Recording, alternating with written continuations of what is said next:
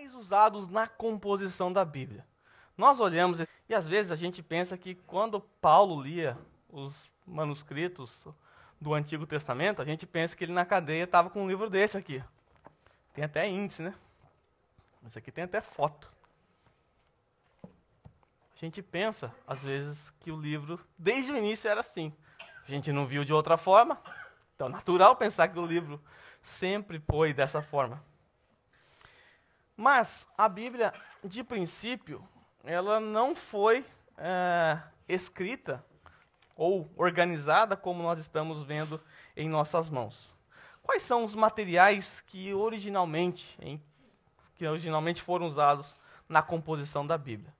Então, alguns que nós vamos ver agora tábuas de pedra, né? Se nós olharmos para Moisés, recebendo os 10 mandamentos, nós temos ali a Bíblia sendo escrita em tábua de pedra. 2 tábuas, né? Que nós não temos mais praticamente isso, né? Ninguém escreve em tábua de pedra aqui, ou alguém... Não, né? Depois nós temos o papiro. O papiro, de onde saiu o papel. O processo do papel veio do papiro, né? Até o nome é um pouco parecido, né? O que era o papiro? O papiro era uma planta... Tá difícil hoje, hein? Era uma planta aquática que era colhida e eles usavam a entrecasca, eles cortavam aquilo em tiras, prensava aquilo com cola, colocava para secar, passava um verniz e aquilo estava pronto para a escrita. Tá? Mais ou menos esse era o processo feito na fabricação de um papiro. Tá aí a planta, né? Era separada a sua casca, depois era cortado as tiras. Ele era prensado nessa tábua de pedra, né? De alguma maneira ele era prensado aqui. Nesse caso aqui ele era martelado manualmente. Em outros casos passava-se um rolo em cima dele para que ele ficasse comprimido, se juntasse, depois era colocado para secar, envernizado, polido e estava pronto para escrever. Então esse aqui é o papiro, essa é a maneira como o papiro era produzido. Mas a Bíblia também foi escrita em pergaminhos, se eu não me engano, o Zé que leu, a Paulo pedindo para que Timóteo não esquecesse os pergaminhos, né? O que era isso que ele estava pedindo? Os pergaminhos era feito dessa forma, era feito com peles de animais, tá? Eles pegavam a pele do animal, colocavam para curtir, né? Tanto você olha na Bíblia, Simão, o curtidor, a gente pensa que ele ficava no Facebook, né? Curtindo lá o tempo inteiro, ele curtia com a cara dos outros. Não, o Simão, o curtidor, ele trabalhava na preparação de pergaminhos para a escrita. Era o que tinha na época. Depois de pronto, era colocado em dois rolos, né, para facilitar o manuseio, né? Agora imagine só, um livro do profeta Isaías, que para nós tem 66 capítulos. Imagine aquele livro enrolado assim. E você não tem capítulos. E de repente, você tem que ler uma passagem. Como é que você vai achar isso? O escriba, ele era tão habilidoso que ele sabia o tanto que desenrolava para um lado, o tanto que desenrolava para o outro, para encontrar a palavra.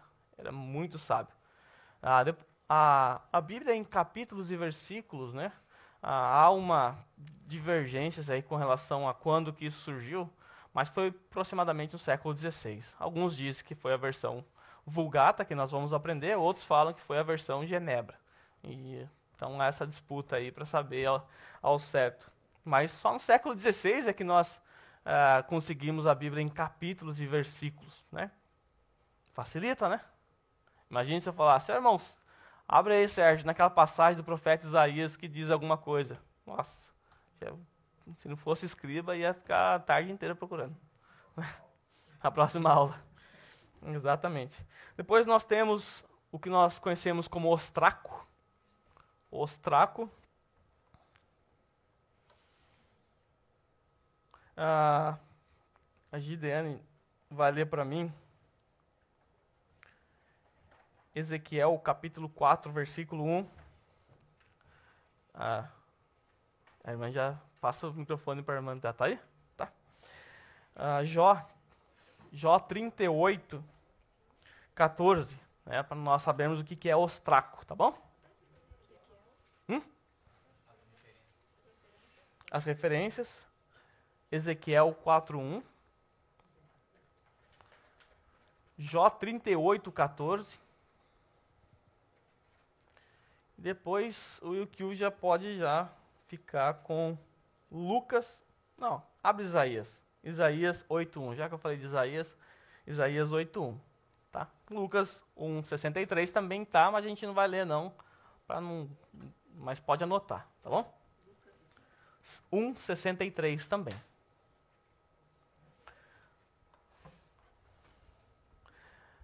Primeiramente, nós vamos ver o que em Jó, ou qual que a Gideane pegou, pode ler para nós. 4:1. Ezequiel 4:1.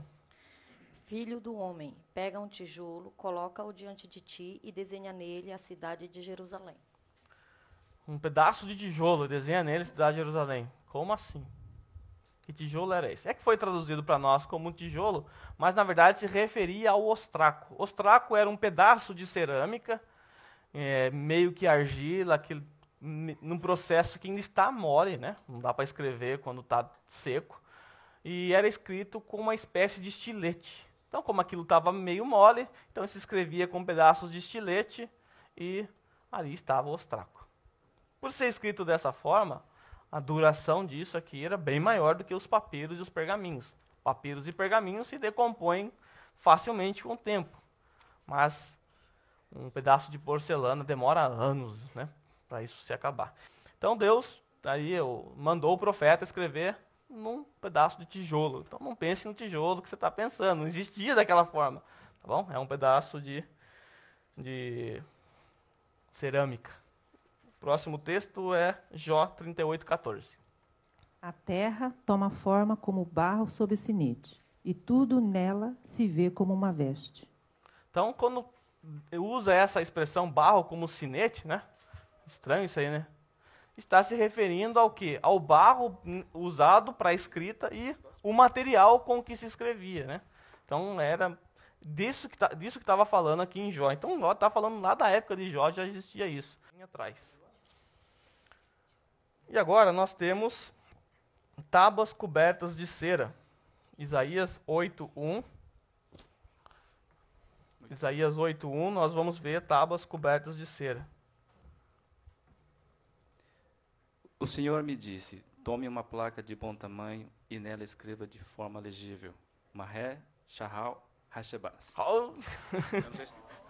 Rapaz, aqui se trata das tábuas cobertas de cera. Também foi uma maneira em que, como nós vimos aqui, Isaías, isso foi escrito numa tábua de madeira. Essa tábua de madeira, ela tinha um verniz, né? Ela era toda preparada para isso. Ela era envernizada e ela ficava como códices, né? Ou agrupada como nós conhecemos nos livros assim. Os papiros, eles eram agrupados em formato de códice. Formato de códice é mais ou menos esse formato que nós temos, uma folha sobre a outra. Isso chama códice. E era juntado com um buraco aqui na superfície e preso com um cordão. A gente já fez esse tipo de livrinho para nossos filhos, né? Então era mais ou menos assim que era feito no caso dos pergaminhos. No caso das tábuas cobertas de cera, era uma tábua preparada para isso. E se nós observarmos lá em Lucas 1:63, quando há aquela questão de João Batista com relação ao pai de João Batista, que nome a gente vai dar para ele? E aquela discussão toda, ele mudo já, não conseguia falar. Ele pega uma tábua e escreve, né? Não é estranho que alguém pegar uma tábua e escrever, né? Então era uma tábua preparada para isso. Não é uma tábua qualquer que ele saiu com tabinha. Então essa tábua é a coberta de cera própria para a escrita. Essa tábua coberta de cera tinha nome de ostraco também? Não, era chamado tábua mesmo. Olha, tábua. Tá? É outra coisa. Ostraco é só cerâmica. Tá? Constantemente nós ouvimos as pessoas falar, nossa, aquele irmão, ele lê nas originais. Né? A gente ouve isso. O que significa ler nas originais? O que é originais? As originais se referem às línguas que foram originalmente escritas, tá bom? As línguas que originalmente foi escrito. E quem sabe qual era a língua original do Antigo Testamento? Quem sabe? Hã? Do Antigo Testamento. O Antigo Testamento foi escrito em qual idioma originalmente? Hebraico e o irmão citou aramaico. A Bíblia, quase que toda ela, né, o Antigo Testamento, quase que toda ela foi escrito em hebraico. Salvo algumas exceções, como por exemplo Daniel, muito pouco, Daniel 2, capítulo 2, versículo 4, Daniel capítulo 7, versículo 28, Esdras capítulo 4, versículo 8, até capítulo 6, versículo 8, 2 capítulos, e Jeremias 10, 11. Somente esses textos, ou muito pouco, somente esses textos foram escritos em aramaico. Tá bom? Foram escritos em aramaico. O resto do Antigo Testamento todo foi escrito em hebraico. Então, por isso que eu coloco aqui aramaico, porque alguém pode falar, não, mas tem um pedaço que o seu irmão não citou. Mas nós, em termos gerais, falamos hebraico, porque é muito pouco do aramaico, tá bom? E o Novo Testamento foi escrito em que idioma? Grego. Os escritores do Novo Testamento, eles eram gregos? Não, eles eram o quê? Sua grande maioria. Mas por que escreveram em grego? Por que eles não escreveram em hebraico? A gente vai depois dar uma pincelada nisso também, tá bom? É interessante. Eles eram hebraicos, né? Eles eram hebreus, por que escreveram em grego, né? Não em hebraico. Mas o Novo Testamento, ele foi escrito em grego, tá bom? Por que eles falavam aramaico também? O aramaico era uma língua que veio depois quando o Império Sírio, né, o Império Assírio dominou eles, e essa era a língua deles. E o que aconteceu? Eles foram levados, o Império Assírio ele tinha uma maneira diferente de dominá-los, né? A maneira que eles dominavam era o seguinte: eles misturavam os povos. Então eles pegavam os judeus e levavam para a Babilônia, pegavam os babilônios e jogavam aqui misturado com os judeus. Por que eles faziam isso? Porque não havia comunicação, você era misturado com um punhado de povo dominado, não ia entender. E outra, se me coloca, eu sou brasileiro, me coloca na Argentina, e os argentinos que estão lá, vão fazer uma rebelião contra eles aqui para dar o sangue por esse país. Não sou argentino, não vou nada. Para vocês. Então era essa maneira que eles faziam de dominar os povos. E por causa disso, por causa de judeus que foram levados para a Síria, eles acabaram aprendendo o aramaico. Eles aprenderam o aramaico ali. Bom, nós falamos das línguas originais, né? Línguas originais. Jesus falava aramaico. Era a língua de Jesus, né? Aramaico. Manuscritos originais. Nós falamos das línguas originais. E os manuscritos originais? Onde estão os manuscritos originais? Quando eu falo manuscrito, eu estou falando escrito à mão, né? Manufaturado na China, foi trabalhado por mãos de chineses lá. Então, manuscrito, escrito à mão. Onde estão os originais? Alguém tem um guardado para mostrar aí para nós? Ninguém tem. Alguém sabe onde eu posso encontrar um manuscrito original? Não? Nós não temos os originais. Tá? Nós não temos mais nenhum original. Todos os originais sumiram. Se perderam com o tempo, e algumas razões até históricas para que isso acontecesse. Mas, pensando na facilidade de idolatria que o ser humano tem, é até bom que não haja mais esses originais, porque senão o original seria idolatrado mais do que o autor. Então, até é uma questão boa nós não termos mais esses originais aqui. Mas nós vamos ver algumas razões para nós não termos mais esses originais. Tá? Há algumas razões, até mesmo históricas, para nós não termos mais esses originais.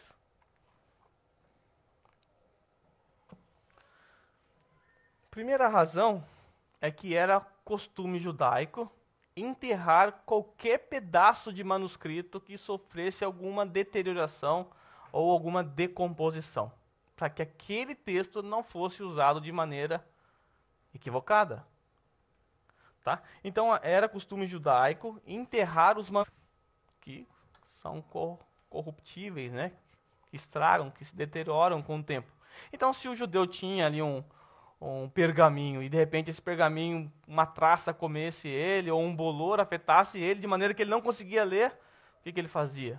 Ele enterrava esse manuscrito para que ninguém usasse mais, temendo que outros, encontrando esse livro, por não ter um pedaço, fizessem uma leitura espúria. Então eles enterravam. E enterrar o manuscrito acelera o processo de decomposição. Né? Enterrar faz com que se decomponha mais rápido.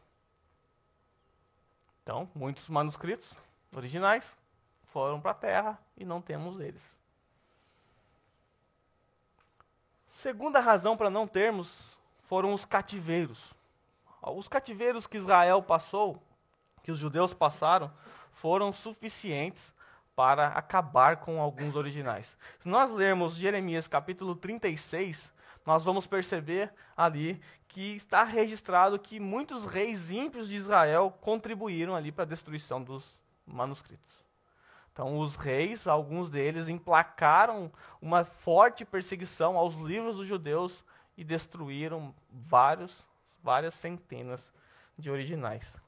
Depois nós temos uma outra razão, Antíoco Epifanes, um nome terrível,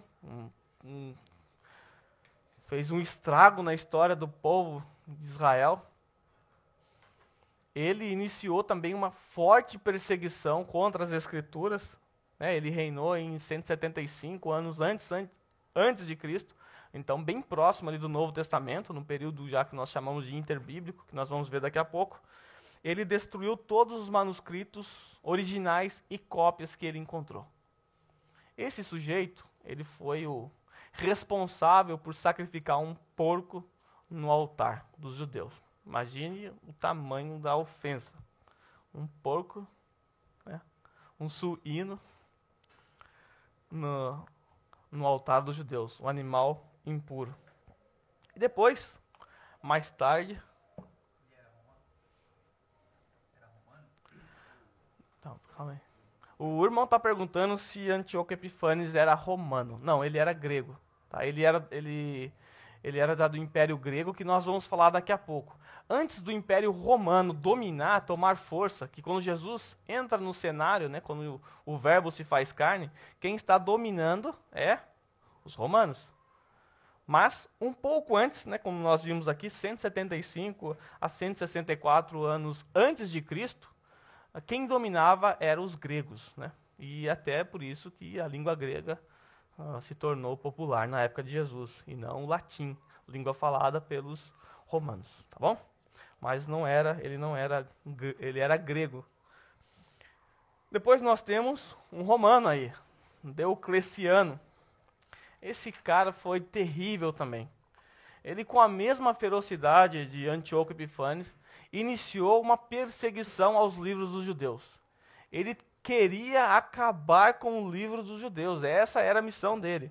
E ele viveu ali em 284 a 305. Então, os livros, até o Novo Testamento, as cartas já haviam sido escritas. Ele queria acabar com tudo, com a religião dos judeus cristãos.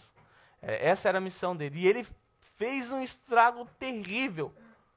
E ele foi até capaz de cunhar uma moeda comemorativa por causa do seu feito. Ele fez uma moeda de comemoração, porque ele destruiu os manuscritos, destruiu o livro dos judeus e dos cristãos. Então ele iniciou essa perseguição. Então aí houve outras inúmeras perseguições que eu não listei, só listei algumas aqui, mas as perseguições sempre com o intuito de acabar com as Escrituras. Isso é sempre comum ao longo da história, até na época medieval nós vemos isso. Sempre os homens perversos tentaram acabar com esse livro. Mas Deus sempre preserva nas nossas mãos.